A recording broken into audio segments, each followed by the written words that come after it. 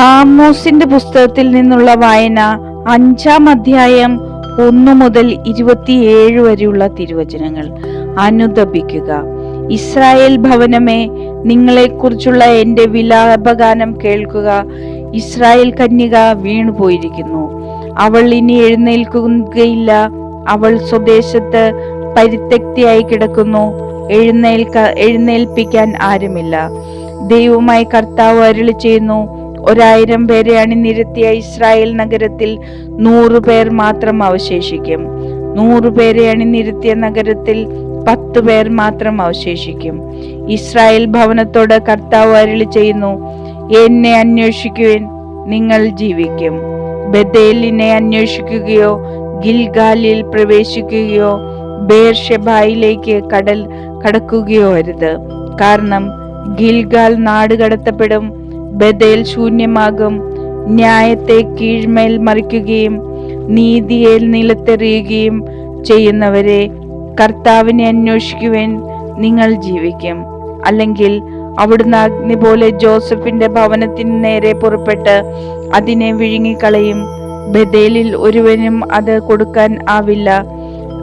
കാർത്തികയെയും മകയിരത്തെയും സൃഷ്ടിക്കുന്ന കൂരിരുട്ടിനെ പ്രഭാതമാക്കി മാറ്റുകയും പകലിനെ രാത്രിയാക്കുകയും സമുദ്രജലത്തെ വിളിച്ചു വരുത്തി ഭൂതലമാകെ വർഷിക്കുകയും ചെയ്യുന്ന അവിടുത്തെ നാമം കർത്താവ് എന്നാണ്. പ്രബലർക്കെതിരെ അവിടുന്ന് സംഹാരശക്തി മിന്നൽ വേഗത്തിൽ അയക്കുന്നു. അത് അവരുടെ കോട്ടകൾ തകർക്കുന്നു. നഗര കവാടത്തിൽ ന്യായം വധിക്കുന്നവരെ അവർ ദ്വേഷിക്കുന്നു.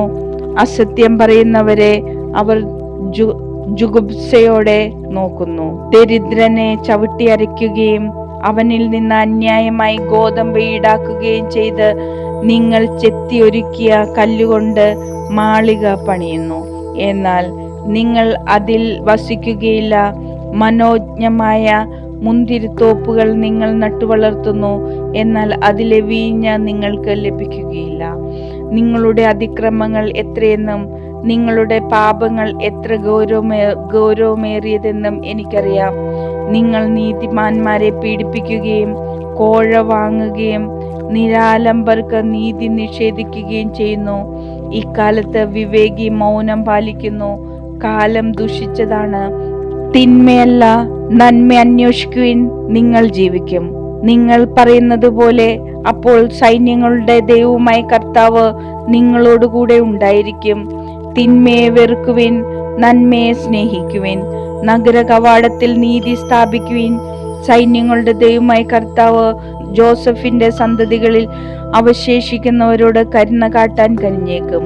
അതിനാൽ കർത്താവ്, സൈന്യങ്ങളുടെ ദൈവമായ കർത്താവ് അരുളി ചെയ്യുന്നു, തെരുവുകളിൽ നിന്ന് വിലാപം ഉയരും. എല്ലാ വീഥികളിലും നിന്ന് അവർ ഹാ കഷ്ടമെന്ന് പ്രലപിക്കും. അവർ കർഷകരെ കരയാനും വിലാപ വിദഗ്ധരെ വിലപിക്കാനും വിളിക്കും. മുന്തിരിത്തോപ്പുകളിൽ വിലാപം ഉയരും, കാരണം ഞാൻ നിങ്ങളുടെ ഇടയിലൂടെ കടന്നു പോകും. കർത്താവ് അരുളി ചെയ്യുന്നു. കർത്താവിന്റെ ദിനത്തിനായി കാത്തിരിക്കുന്നവരെ, നിങ്ങൾക്ക് ദുരിതം. എന്തിനാണ് നിങ്ങൾക്ക് കർത്താവിന്റെ ദിനം? അത് അന്ധകാരമാണ്, പ്രകാശമല്ല.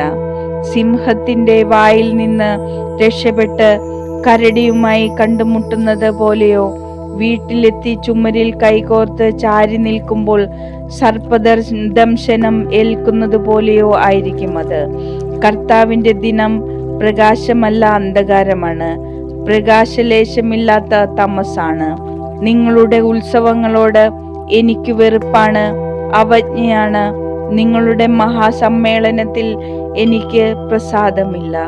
നിങ്ങൾ ദഹനബലികളും ധാന്യബലികളും അർപ്പിച്ചാലും ഞാൻ സ്വീകരിക്കുകയില്ല. സമാധാന ബലിയായി നിങ്ങൾ അർപ്പിക്കുന്ന കൊഴുത്ത മൃഗങ്ങളെ ഞാൻ നോക്കുകയില്ല. നിങ്ങളുടെ ഗാനങ്ങളുടെ ശബ്ദം എനിക്ക് കേൾക്കേണ്ട. നിങ്ങളുടെ വീണാനാദം ഞാൻ ശ്രദ്ധിക്കുകയില്ല. നീതി ജലം പോലെ ഒഴുകട്ടെ, സത്യം ഒരിക്കലും വറ്റാത്ത നീർച്ചാല് പോലെയും.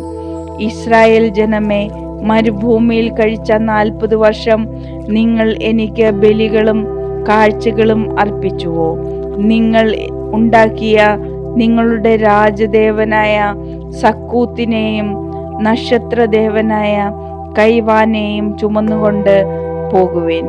ദമാസ്കസിന് അപ്പുറത്തേക്ക് നിങ്ങളെ ഞാൻ പ്രവാസികളായി അയക്കും. കർത്താവ് അരുളി ചെയ്യുന്നു. സൈന്യങ്ങളുടെ ദൈവം എന്നാണ് അവിടുത്തെ നാമം.